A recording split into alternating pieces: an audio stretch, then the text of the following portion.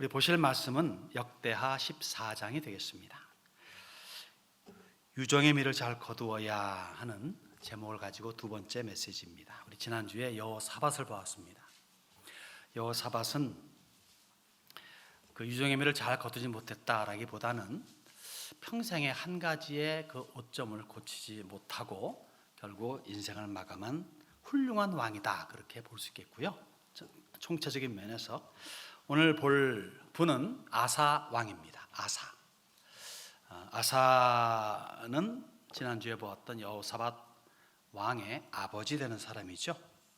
평생을 잘했어요.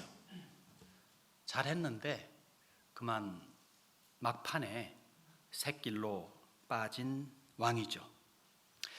남북조 왕국이 갈라진 이후에 남조 왕국의 제3대 왕입니다. 41년 통치 기간의 대부분을 하나님 보시기에 잘 했어요.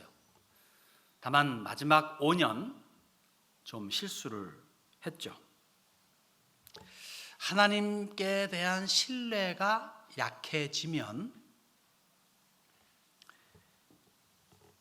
우를 범합니다. 즉 세상적인 면에서의 결정을 내리게 되죠. 그래서 결국 막판에 실수를 몇 가지를 하게 되죠. 아사의 아버지는 아비야입니다. 아비야 왕에 대해서는 사실 성경에서 엇갈린 기록을 하고 있더라고요. 이른바 역대기서에서는 아비야 왕에 대해서 허물을 언급하지 않습니다. 오히려 그의 하나님을 의지하는 그런 부분을 이야기합니다. 즉 북왕국과의 싸움이 벌어지는데 북왕국이 80만 대군으로 공격해 들어옵니다. 그러니까 이 아비야는 40만의 군대로 대치를 하는데 워낙에 강한 북쪽이니까 이길 재간이 없어요. 그래서 하나님께 부르짖고 하나님을 의지합니다. 그러는 가운데 40만으로 80만을 이기고 그 다음에 50만 넘는 그런 북왕국의 군대를 죽입니다. 그런데 열왕기서에서는 이 아비야에 대한 얘기가 좀 달라요. 이렇게 말합니다. 아비야이 그의 아버지가 행한 모든 죄를 행하고 그의 마음이 그의 조상 다윗의 마음과 같지 아니하여 그의 하나님 여호와 앞에 온전하지 못하였다라고 기록을 합니다. 아비암 같은 사람입니다. 이 아비암의 아버지는 누구죠? 솔로몬의 아들인 르호보암입니다. 르호보암에 대해서는 또 이렇게 성경이 말합니다. 르호보암이 악을 행하였으니 이는 그가 여호와를 구하는 마음을 굳게 하지 아니함이었더라. 하나님을 믿고 구하는 마음을 굳게 하지 아니하면은 결국 악을 초래한다는 거예요. 즉 하나님을 믿는 믿음, 그리고 그 믿는 믿음 가운데 하나님께 간구하는 그런 그것들을 굳건하게 하지 않으면 악이다 라고 해도 과언이 아니겠습니다. 르호보암에 대한 얘기 어떻습니까? 르호보암 멋진 아버지 솔로몬을 두었죠. 자기도 솔로몬인 줄 착각한 것 같아요. 그래서 역시 또 그 아버지의 그 아들내가 얼마나 똑똑했겠습니까? 근데 그도 역시 교만한 마음으로 말미암아 나라를 둘로 갈리게 하고 그 다음에 결국 나중에 또 애굽의 어려운 일을 당하기도 합니다. 자, 그런데 한번 짚고 넘어가겠습니다. 이제껏 언급한 왕들, 솔로몬까지 포함해서 르호보암이라든가 아비야라든가 그 다음에 아사, 그 다음에 우리가 지나죠 여호사밧까지 다 사실은 총체적으로 보게 되면요 하나님을 경외하는 경건한 왕들이고 선한 왕들이에요. 다만 유종의 미를 거두지 못한 부분이 있다는 거죠. 그 부분을 성경은 유독하니 끄집어서 보여주고 있습니다. 왜 그럴까요? 성경은 우리의 거울입니다. 우리 삶의 거울이라 볼 수 있겠죠. 가는 길에 등불이다, 횃불이다 볼 수 있겠습니다. 그런 면에서 볼 적에 이 성경에 가르치는 바는 우리에게 나름대로는 타산지석을 삼으라는 얘기예요. 거울로 삼아서 그래서 경고한다, 그렇게 살지 말아라 하는 거죠. 즉 우리로 하여금 끝까지 그래서 유종의 미를 거두어라 하는 그러한 경고장으로 받아들이면 좋겠습니다. 그래서 오늘 아사 왕에 대한 좋은 면과 안 좋은 면을 보고자 합니다. 먼저 좋은 면으로 보면요, 좌로나 우로나 치우치지 않는 왕을 보죠. 여러분, 하나님을 경외하고 하나님을 사랑한다, 예수를 믿는다, 잘 믿는다 하는 특징은요, 좌로나 우로나 치우치지 않냐고 정로로 가는 사람들입니다. 아사가 첫 35년 그렇게 했어요. 첫 35년 무엇을 했습니까? 그리고 어떤 결과를 맺습니까? 어떤 복을 받습니까? 어떤 은혜가 맺어집니까? 오늘 역대하 14장에서 16장 석장을 읽을 텐데, 읽으면서 한번 저희가 간단하게 요약하고 넘어가겠습니다. 날짜별로만 나누어 보았어요. 날짜별로 이야기를 하기 때문에 날짜별로 나누어 보았습니다. 첫 10년을 봅니다. 첫 10년 14장 1절에서 8절 말씀을 봉독해 올리겠습니다. 아비야가 그의 조상들과 함께 누움에 다윗성에 장사되고 그의 아들 아사가 대신하여 왕이 되니 그의 시대에 그의 땅이 10년 동안 평안하니라. 아사가 그의 하나님 여호와 보시기에 선과 정의를 행하여 이방 제단과 산당을 없애고 조상을 깨뜨리며 아세라상을 찢고 유다 사람에게 명하여 그 조상들의 하나님 여호와를 찾게 하며 그의 율법과 명령을 행하게 하고 또 유다 모든 성읍에서 산당과 태양상을 없애매 나라가 그 앞에서 평안함을 누리니라. 여호와께서 아사에게 평안을 주셨으므로 그 땅이 평안하여 여러 해 싸움이 없은지라. 그가 견고한 성읍들을 유다에 건축하니라. 아사가 일찍이 유다 사람에게 이르되 우리가 우리 하나님 여호와를 찾았으므로 이 땅이 아직 우리 앞에 있나니 우리가 이 성읍들을 건축하고 그 주위에 성곽과 망대와 문과 빗장을 만들자. 우리가 주를 찾았으므로 주께서 우리 사방에 평안을 주셨느니라 하고 이에 그들이 성읍을 형통하게 건축하였더라. 아사의 군대는 유다 중에서 큰 방패와 창을 잡는 자가 30만 명이요 베냐민 중에서 작은 방패를 잡으며 활을 당기는 자가 28만 명이라. 그들은 다 큰 용사였더라. 여호와 보시기에 선과 정의를 행했다, 여호와 하나님의 얼굴을 구했다, 여호와를 찾았다 하는 것이 강조됩니다. 그러면서 그러하기 때문에 이방신 제거에 힘쓰고 백성들로 하여금 하나님을 찾게 해요. 나만 홀로 잘 믿는 게 아니라 백성들로 하여금, 즉 왕권을 발휘해 가지고 나의 영향력을 최대한 발휘해서 나의 영향력 하에 있는 모든 백성들로 하여금 여호와 하나님을 찾게끔 그렇게 애를 씁니다. 주의 율례와 법도를 행하게 합니다. 오늘날로 말하면 성경대로 살라고 그렇게 독촉하는 거예요. 그 결과로 어떤 일이 벌어집니까? 10년의 태평성대가 펼쳐집니다. 전쟁이 없다는 얘기죠. 자, 전쟁이 없다고 해가지고 느슨하게 허리띠를 푸른 것은 아니었습니다. 오히려 국방에 힘써요. 주요 성읍들과 요새를 짓고 군사훈련을 철저히 합니다. 그래서 58만 대군을, 용맹한 군사들을 만들어내요. 여러분, 남북조 왕국이 갈라졌습니다. 북조 왕국은 10지파예요. 그리고 비옥한 땅들이 대부분입니다. 남조 왕국은 유다 땅을 중심으로 하고 있어요. 베냐민 지파가 들러붙었습니다. 그리고 유다 땅도 이 남부 지역은 광야 지역이기 때문에 별로 쓸모가 없는, 그럼에도 불구하고 58만 명의 군대를 육성하고 그리고 메인테인 할 수 있다는 것은 대단한 국력을 갖추었다는 것이고 수많은 사람들을 잘 키워냈다고 볼 수 있겠죠. 좋은 업적입니다. 대단합니다. 그렇게 첫 10년 동안 유비무환이다 하는 자세로 아마도 그렇게 잘 하지 않았나 싶어요. 그런데 10년 되는 해에 문제가 벌어집니다. 뭐 특별히 잘못한 건 없는데 문제가 벌어져요. 뭡니까? 전쟁이 일어납니다. 9절에서 15절 말씀까지 보겠습니다. 구스 사람 세라가 그들을 치려하여 군사 100만 명과 병거 300대를 거느리고 마레사에 이르매 아사가 마주 나가서 마레사에서 받아 골짜기에 전열을 갖추고 아사가 그의 하나님 여호와께 부르짖어 이르되 여호와여, 힘이 강한 자와 약한 자 사이에는 주밖에 도와줄 리가 없사오니 우리 하나님 여호와여, 우리를 도우소서. 우리가 주를 의지하오며 주의 이름을 의탁하옵고 이 많은 무리를 치러 왔나이다. 여호와여 주는 우리 하나님이시오니 원하건대 사람이 주를 이기지 못하게 하옵소서 하였더니 여호와께서 구스 사람들을 아사와 유다 사람들 앞에서 치시니 구스 사람들이 도망하는지라. 아사와 그와 함께한 백성이 구스 사람들을 추격하여 그랄까지 이르매 이에 구스 사람들이 엎드러지고 살아남은 자가 없었으니 이는 여호와 앞에서와 그의 군대 앞에서 패망하였습니다. 노력한 물건이 매우 많았더라. 여호와께서 그날 사면 모든 성읍 백성을 두렵게 하시니 무리가 그의 모든 성읍을 치고 그 가운데에 있는 많은 물건을 노략하고 또 짐승 지키는 천막을 치고 양과 낙타를 많이 이끌고 예루살렘으로 돌아왔더라. 전운이 감돌죠. 10년의 좋은 세월 지나고 전쟁을 맞이해야만 하는 입장에 있게 됩니다. 저 남쪽 나라 구수에서 100만 대군이 몰려옵니다. 이 구수는요, 지금의 이디오피아 지역 에리어인데 흔히 말하면 이집트, 애굽의 남쪽에 있습니다. 종종 애굽과 구수가 합쳐가지고 이 공격해 올 때가 있었기 때문에 애굽이다라고 해도 그리 틀린 말은 아니겠습니다.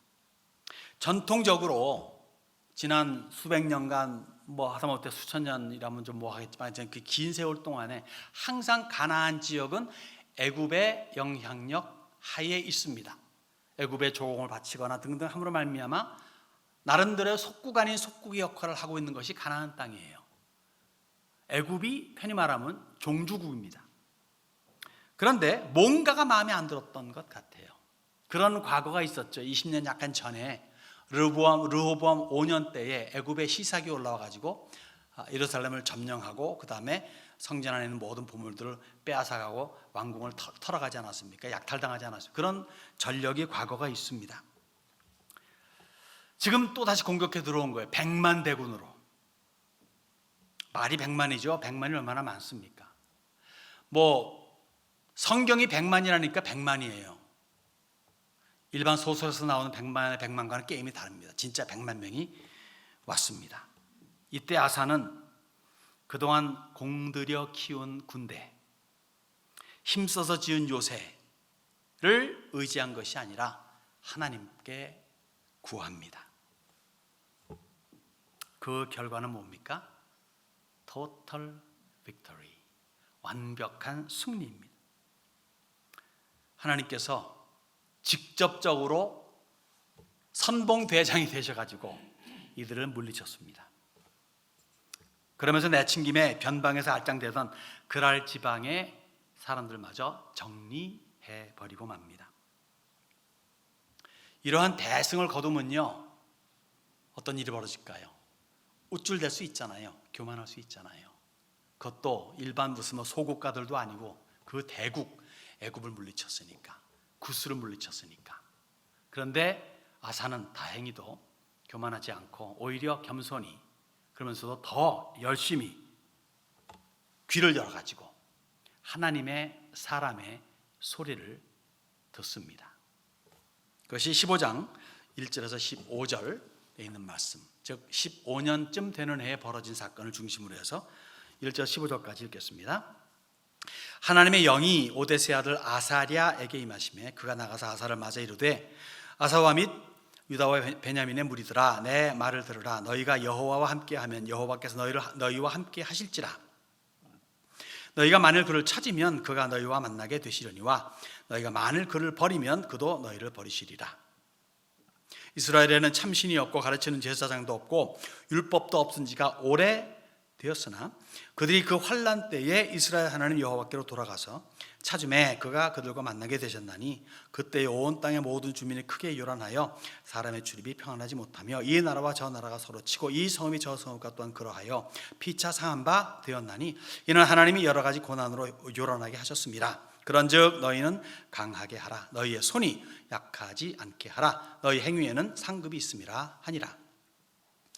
아사가 이 말고 선지자 오데스의 예언을 듣고 마음을 강하게 하여 가증한 물건들을 유다와 베냐민 온 땅에서 없애고 또 에브라임 산지에서 빼앗은 성읍들에서도 없애고 또 여호와의 낭실 앞에 있는 여호와의 제단을 재건하고 또 유다와 베냐민의 무리를 모으고 에브라임과 므낫세와 시므온 가운데서 나와서 저희 중에 머물러 사는 자들을 모았으니 이는 이스라엘 사람들이 아사의 하나님 여호와께서 그와 함께 하심을 보고 아사에게로 돌아오는 자가 많았음이더라. 아사왕 제15년 셋째 달에 그들이 예루살렘에 모이고 그날에 노력하여 온 물건 중에서 소 700마리와 양 7,000마리로 여호와께 제사를 지내고 또 마음을 다하고 목숨을 다하여 조상들의 하나님 여호와를 찾기로 언약하고 이스라엘 하나님 여호와를 찾지 아니하는 자는 대소남녀를 막론하고 죽이는 것이 마땅하다 하고 무리가 큰 소리로 외치며 피리와 나팔을 불어 여호와께 맹세하매 온 유다가 이 맹세를 기뻐한지라. 무리가 마음을 다하여 맹세하고 이 뜻을 다하여 여호와를 찾았으므로 여호와께서도 그들을 만나 주시고 그들의 사방에 평안을 주셨더라. 아사랴 선지자 아사랴를 통해서 주어진 이 하나님의 예언의 말씀에 고무가 된 아사는 일대 개혁을 단행합니다. 전국에, 그리고 빼앗은 성읍까지도, 또 북조왕국에 있다가 아사를 보고 아사를 찾아오는 많은 무리들, 그들에게 무엇을 합니까? 우상 타파 명하고 하나님을 찾으라, 그리고 하나님의 성전을 재건하는데 열을 올립니다. 그렇게 하다가 통치 15년째 되는 해 3월에 하나님께 큰 제사를 드리죠. 온 백성들로 더불어 몸과 마음과 뜻과 정성과 생명을 다해서 하나님만을 섬기기로 언약합니다. 하나님도 섬기고 우상도 섬기는 게 아니라 하나님만을 섬기기로 재언약을 맺습니다. 그리고 그렇게 하지 않고자 하는 자들은 죽어 마땅하다. 사실 율법에서는요, 죽이라 라고 되어 있잖아요. 근데 죽어 마땅하다, 그러니까 율법을 따라서 행하는 것이 좋다라는 그러한 그 생각을 가지고 개혁을 단행합니다. 하나님께서 기뻐하실까요? 안 기뻐하실까요? 기뻐하시죠. 과연 20년 태평성대를 더 허락하십니다. 생각해 보십시오.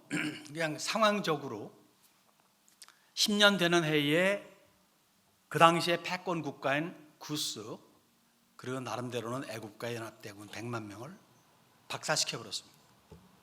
말이 100만 명이죠. 100만 명의 군대를 다시 이렇게 세운다는 게 쉬운 일이 아니잖아요. 그리고 주변 국가들, 아니 애굽을 파괴한 이 나라를 무슨 수로 당해내냐, 감히 엿보지도 못하죠. 아주 위세등등하게 아마도 그렇게 그 이후에 25년을 또 보냈습니다. 총 35년간에 하나님께서 아사를 통해서 놀라운 은혜를 이스라엘, 아니 유다 나라에 베풀어 주신 것을 우리가 보게 됩니다. 엄두가 안 나죠. 아무도 이스라엘과 싸우려고 그러지 않습니다. 그러는 와중에 또 아사는 아주 대표적인 멋진 한 가지의 일을 단행합니다. 이러함으로 말미암아 유다 나라의 어떤 그 효시적인 면에서 하나의 그 표본을 삼는 거죠. 그것이 그 후에 벌어진 사건 16절에서 19절에 있는 말씀을 잠시 보겠습니다. 아사 왕의 어머니 마아가가 아세라의 가증한 목상을 만들었으므로 아사가 그의 태우의 자리를 패하고 그의 우상을 찢고 빠 기드론 시냇가에서 불살랐으니 산당은 이스라엘 중에서 제하지 아니하였으나 아사의 마음이 일평생 온전하였더라. 그가 또 그의 아버지가 구별한 물건과 자기가 구별한 물건 곧 은과 금과 그릇들을 하나님의 전에 드렸더니 이때부터 아사왕 제35년까지 다시는 전쟁이 없으니라. 아사의 하나님 섬김이 얼마나 철저하였는지 어머니의 직위마저도 패해버리는 일을 단행합니다. 사실 쉬운 일은 아니었을 거예요. 자기 친어머니잖아요. 물론 율법에 의하면 죽어 마땅한 죄이지만 그러나 어머니를 죽일 수는 없죠. 나름대로는 죽인다고 해가지고 율법에서 저축되는 것은 아니지만 또 다른 것이 있으니까 좀 쉽지 않았겠죠. 그러나 어쨌든 간에 태후의 위를 패한다는 것 자체가 대단한 일이라 생각이 듭니다.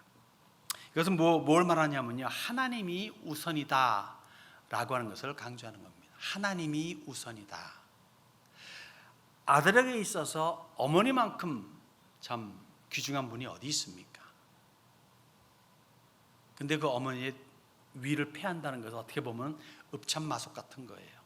제갈량이 울면서 사랑하는 자기의 부하 마속을 죽이지 않습니까? 명령불복종했다고 해가지고 그래서 나름대로 어떤 기강을 세우지 않습니까? 그런 식으로 나라가 지금 이렇게 지금 대개혁을 하고 있는데 내 어머니께서 아세라상을 만들었다 이거죠. 그래서 그것을 없애버리고 빻아서 태우고 하는 가운데서도 어머니의 태우에 위를 패한 것은 나름대로의 어떤 대단한 결정이라 볼 수 있겠죠. 인륜이 천륜을 넘어갈 수 없음을 강조합니다. 성경 신구약은요, 언제든지 인륜보다 천륜이 먼저임을 강조합니다. 그런데 우리의 인생은 많은 케이스가 인륜이 먼저입니다. 천륜보다도. 그래서 많은 문제가 야기돼요. 성경에서도 그런 분들이 있잖아요. 하나님을 최우선으로 여겼지만 인생의 어느 한 부분에서 인륜이 먼저야. 그런 사람이 사실 다윗도 그랬고 사실 모세도 그랬고 사무엘도 그랬습니다. 그래서 자식들이 제대로 못된 거예요. 그래서 그들로 말미암아 또 어려운 문제를 당하기도 하지 않았습니까? 예수님 뭐라 말씀하십니까? 이렇게 말씀하십니다. 아버지나 어머니나 아들이나 딸을 나보다 더 사랑하는 자는 내게 합당하지 아니하다. 이거 잘못하면 오해될 메시지죠. 아버지, 어머니, 아들, 딸, 세상에 이보다 더 가까운 관계가 어디 있습니까? 근데 나보다 더 사랑하면은 내게 합당하지 않아, 이런 거예요. 또 이렇게 말씀하십니다. 무릇 내게 오는 자가 자기 부모와 처자, 형제 자매, 더욱이 자기 목숨까지 미워하지 아니하면 내 제자가 되지 못하고. 내 제자란 말이 뭡니까? 내 사람이에요. 너 내 사람 될래? 그럼 네 목숨 내놔, 이거예요. 네 목숨 내놓을 정도면 네 부모, 자식, 처자 다 아무것도 아닌 거야. 그렇게 말씀하시는 거예요. 뭐냐? 도냐, 이거예요. 대강 그저 걸치자, 이런 거 아닙니다. 무슨 말인 거냐? 천륜이 먼저라는 거죠. 여러분 십계명도 보세요. 천륜 4개가 먼저잖아요. 그 다음에 인륜 6개가 나오잖아요. 천륜을 먼저 충족시켜야 그 다음에 인륜이 저절로 해결된다는 겁니다. 여러분, 우리도 세상의 흐름을 쫓아가는 게 아니라 하나님의 말씀의 흐름에 동조하는 것이 마땅하다 싶습니다. 주의 말씀은 진리인 거 우리 다 압니다. 주의 말씀을 따라 살면은 된다는 거, 맞다는 거 압니다. 그러나 세상이 너무 가까이 와 있기 때문에 우리는 종종 마음은 원이로되 하면서 고개를 숙이는 케이스가 없잖아 종종 있어요. 저도 물론 그렇습니다만은 다시 한번 여기서 우리가 확고히 한번 해보자는 겁니다. 다시 한번 재결심해보자는 겁니다. 그러면 안 된다는 거. 날이 갈수록 세상은 더욱더 교묘하게 아주 비슷하게 다가올 겁니다. 정말 저거 먹으면 죽는다고 하던 그렇게 말하는 거예요. 너 정말 죽는다라고 하나님 말씀하셨는데 그래? 라고 이렇게 의심을 먼저 넣어줍니다. 그런 케이스가 한두 가지가 아닐 거예요. 이번 코로나 바이러스도 그런 이유가 그런 조짐이 보입니다. 벌써 여기 우리는 성경의 말씀에 입각해가지고 무엇이 바른 것인가를 알고 그렇게 나아가는 그러한 깨어있는 성도가 되어야 되는 거죠. 지혜로운 주님의 청지기가 되어야 되는 겁니다. 자, 그런데 이제 좌로나 우로나 치우치는 아사를 우리가 보게 됩니다. 사실 사람이 편해지고 그리고 사방에 문제가 없어지고 그리고 그 세월이 오래 가면요 나름대로 삶도 느슨해지고 그리고 신앙도 해이해지는 거 어떻게 보면 인지상정이죠. 물론 통치 10년째에 전쟁이 일어났었지만 그것도 대승으로 끝나게 되고 그 다음에 35년간 그러니까 총 35년간 태평성대를 이루었다면 아무도 넘보지 못하고 떵떵거리면서 폼내고 살았다면 좀 해이함이 들어온 게 어떻게 보면 당연하겠습니다. 그러는 가운데 35년의 세월이 흘렀으니 이제 아사도 나름대로는 이제 타성화된 그리고 당연시된 그런 어떤 권세를 누리고 있을 것이고 그런 나이는 점점 늙어가는 것이고 그렇기 때문에 마음도 점점 이제는 편해지고 그리고 사실 약해지지 않았을까. 판단력도 기억력도 점점 흐려지지 않았을까 생각이 듭니다. 그러면서 내가 이만하면 하는 그런 나름대로 교만도 그리고 게으름도 싹 트지 않았을까 싶어요. 아무튼 좌우로 치우치는 아사를 이제 보게 됩니다. 안타깝습니다. 유종의 매를 잘 거뒀으면 참 좋았겠는데. 그러면서 우리 자신들에도 한번 우리가 투영해 봐야 됩니다. 내가 이만큼 믿었으면 됐지. 이제 갈 날도 멀지 안 남았는데 이제 이만큼 내가 투자했으면 그 다음에 이제 거두면 되겠지 뭐 하면서 손을 놔버리는 그런 케이스가 없지 않나 생각해 봐야겠습니다. 36년 되는 해에 벌어지는 일들을 봅니다. 16장 1절에서 10절을 제가 봉독해 올리겠습니다. 아사 왕 제 36년에 이스라엘 왕 바하사가 유다를 치러 올라와서 라마를 건축하여 사람을 유다 왕 아사에게 왕래하지 못하게 하려 한지라.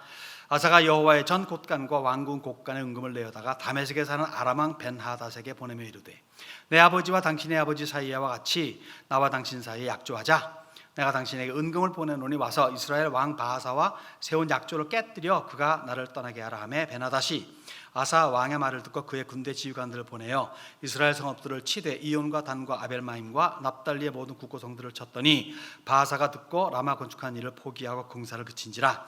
아사 왕이 온 유다 무리를 거느리고 바하사가 라마를 건축하던 돌과 제목을 운반하여다가 게바와 미스바를 건축하였더라. 그때에 선견자 하나니가 유다 왕 아사에게 나와서 그에게 이르되, 왕이 아람 왕을 의지하고 왕의 하나님 여호와를 의지하지 아니하였으므로 아람 왕의 군대가 왕의 손에서 벗어났나이다. 굿 사람과 룹 사람의 군대가 크지 아니하며 말과 병거가 심히 많지 아니하더이까? 그러나 왕이 여호와를 의지하였으므로 여호와께서 왕의 손에 넘기셨나이다. 여호와의 눈은 온 땅을 두루 감찰하사 전심으로 자기에게 향하는 자들을 위하여 능력을 베푸시나니 이 일은 왕이 망령 때에 행하였은즉 이후부터는 왕에게 전쟁이 있으리이다 하매, 아사가 노하여 선견자를 옥에 가두었으니는 그의 말에 크게 노하였음이며 그때에 아사가 또 백성 중에서 몇 사람을 학대하였더라. 사실 다메섹이라고 하는 나라는요, 이제 아람인데 아람의 수도가 다메섹이니까 다윗과 솔로몬 때만 하더라도 이스라엘의 조공을 바치던 나라였습니다. 물론 이제 솔로몬이 죽고 지금 이 시대는 한 55년이 지난 때니까 전세가 많이 역전되기도 했겠죠. 이스라엘은 남북적으로 둘로 갈라지게 되고 편이 약화되고, 그 다음에 또 이제 아람은 또 거기 다메섹에 운구하면서 점점 나라 세력을 키우니까 지금은 전세가 역전이 된 상태입니다. 그래도 그동안에 쭉 지내왔던 과거의 역사이기 때문에 나름대로 서로 공격하지 않는 균형을 이루고 있었어요. 그런데 어느 날 아사가 아주 낮은 자세로 아람에게 도움을 청합니다. 북왕국 이스라엘을 쳐달라. 왜? 이스라엘이 우리를 공격한 내가 이길 힘이 없으니까. 그러면 내가 좀 숨통 좀 돌리겠다고 오히려 조공을 바칩니다. 그래서 이스라엘을 공격할 빌미가 생기니까 아람은 그러지 않아도 호시탐탐 노리고 있었는데 공격에 들어가죠. 그 이후부터 아람은 자신감을 가지고 계속적으로 종종 이스라엘과 유다를 공격해서 곤경에 빠뜨리기도 합니다. 25년 전에 구스의 100만 대군을 물리친 아사입니다. 비결은 뭐였습니까? 하나님을 의지했기 때문에 그래요. 지금 그보다 훨씬 적은 숫자로 이스라엘이 왔는데, 북왕국이 왔는데 오히려 옆에 나라 아람을 의지합니다. 하나님이 아니라. 그 결과는 뭔지 아세요? 비참함입니다. 비참. 이스라엘에 대한 일말마의 두려움 그리고 존경심이 있었던 아람이었어요. 이때까지만 하더라도. 그런데 아사로 말미암아 후에 아수르에 의해서 멸망당할 때까지 아람은 계속적으로 북왕국 이스라엘과 남왕국 유다를 괴롭힌 옆구리의 가시 역할을 충분히 감당한 나라가 되었습니다. 특히 여기 벤하닷이 나오잖아요. 왕. 이 벤하닷을 죽이고 왕위를 찬탈한 하사엘을 두고 선지자 엘리야의 뒤를 잇는 엘리사는 울면서 이렇게 예언을 합니다. 내가 이스라엘 자손에게 행할 모든 악을 내가 알미라. 내가 그들의 성에 불을 지르며 장정을 칼로 죽이며 어린 아이를 맺히며 아이벤 부녀를 가르리라 라고 열왕기하는 말하고 있습니다. 그럴 정도로 아람은 이스라엘에 큰 해를 끼치죠. 그 시발점이, 그 빌미를 제공한 사람이 경건한 왕 아사입니다. 여러분, 세상이 보여서 하나님이 안 보이는 게 아닙니다. 세상이 가까이 이렇게 와 있기 때문에 하나님이 멀어져 있는 게 아니에요. 경건한 사람들, 하나님을 믿는 사람들을, 예수를 믿는 사람들은 하나님이 멀어지기 때문에 세상이 가까이 다가오는 겁니다. 그렇다기보다는 언제나 세상은 우리와 함께 있으니까 세상의 유혹에 견딜 수 없는 상태가 하나님을 멀리할 적에부터 시작된다는 거죠. 그래서인지 불행히도 아사의 남은 5년간의 삶은 그저 그렇게 살다가 회복되지 않고 죽음을 맞이하게 되죠. 그래서 그 후의 모습 볼까요? 11절 14절에 이런 말씀이 기록됩니다. 아사의 처음부터 끝까지의 행적은 유다와 이스라엘 열왕기에 기록되니라. 아사가 왕이 된 지 39년에 그의 발이 병들어 매우 위독했으나 병이 있을 때에 그가 여호와께 구하지 아니하고 의원들에게 구하였더라. 아사가 왕위에 있으니 41년 후에 죽어 그의 조상들과 함께 누움에 다윗성에 자기를 위하여 파두었던 묘실에 무리가 장사하되 그의 시체를 법대로 만든 각양 향재료를 가득히 채운 상에 두고 또 그것을 위하여 많이 분향하였더라. 세상을 의지하게 되면서, 즉 사람을 의지하게 되면서 하나님의 말씀이 부담이 되는 거예요. 여러분, 세상에 가까우면요 교회가 부담스럽고 주의 말씀이 특히 부담스러워져요. 아사가 그랬습니다. 그래서 선지자를 학대합니다. 좋은 말하는 선지자 아사를 학대하고 또 몇몇 백성들을 학대했다고 말합니다. 점점 난폭해지는 아사 왕이죠. 누가 과연 아사를 제지할 수 있을까요? 없습니다. 40년간 그리고 형력한 그런 이 업적이 있는 왕인데 누가 감히 뭐라고 했습니까? 그럼 어떻게 되죠? 어떤 사람도 제지할 방법이 없다면 누가 합니까? 하나님께서 하십니다. 결국 발에 병이 들게 하죠. 무슨 병인지 몰라도, 발에 무슨 병이 들는지 몰라도 위독하다라고 말합니다. 위독하다. 그러면서 정신을 못 차리지 못합니다. 계속적으로 사람을 봅니다. 의원을 찾는다. 물론 하나님께서 의원을 통해서 역사하시지 직접적으로 고쳐주는 케이스는 그렇게 많이 없잖아요. 그렇게 하신다 하더라도. 근데 여기 아사는 의원만 찾았습니다. 하나님을 찾는 것보다도. 그러게 되면 결국 뭡니까? 그렇게 끝까지 버틴다면 결국 남는 것은 죽음밖에 없어요. 죽음입니다.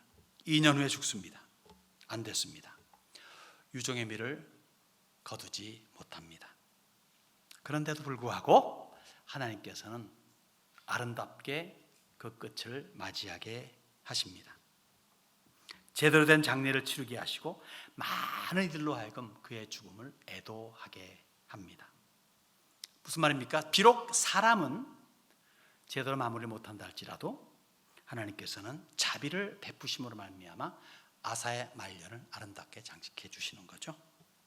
여러분, 우리는 아사의 좌로나 우로나 치우치지 않는, 심지어 인륜을 넘어서 천륜을 우선시하는 아사의 신앙을 본받아야 되겠습니다.